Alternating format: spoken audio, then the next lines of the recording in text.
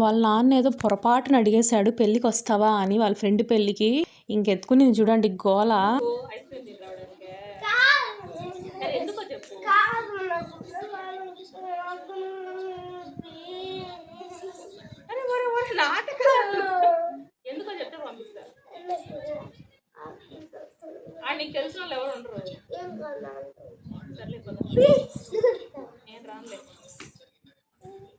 అంతే, ఇంకా చిటికలో రెడీ అయిపోయింది, ఒక్క నిమిషం కూడా లేట్ చేయకుండా.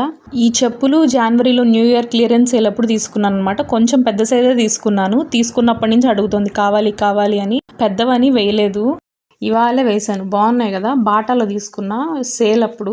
అండ్ ఈ డ్రెస్ కూడా నాకు చాలా ఇష్టము. ఆ కలరు, ఆ వర్క్, ప్యాంట్ స్టైలు అన్నీ బాగుంటాయి. ఇది మంచి మంచి డ్రెస్సులు అన్నీ పొట్టయిపోతున్నాయి.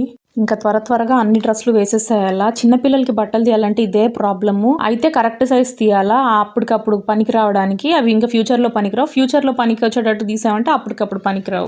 గౌరవి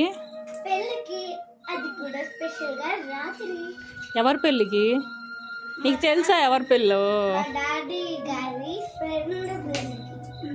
అట్లా తెలియని వాళ్ళ పెళ్ళికి అంత వెళ్ళొచ్చా? ఎందుకు, ఐస్ క్రీములు తినడానికా? నాకు కిల్లి పట్టుకోరా.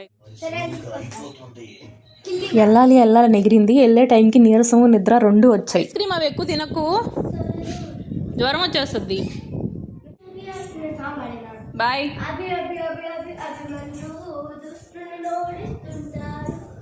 వెనకాల కూర్చోబెట్టు సందీప్, కూర్చుంటుందిలే. చలి ముందర ఆ సైడ్లో ఓపెన్ చేయి.